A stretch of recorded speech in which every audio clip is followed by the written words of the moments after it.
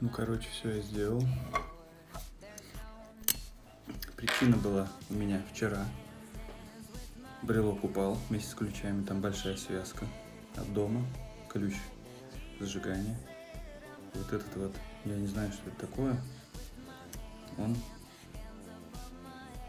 ну, короче, провод у него оторвался маленький.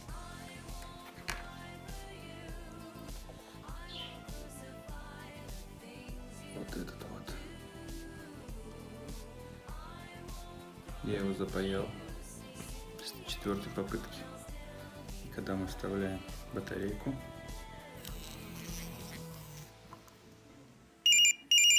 у нас все работает. Так что не спешите выкидывать брелок и покупать новый.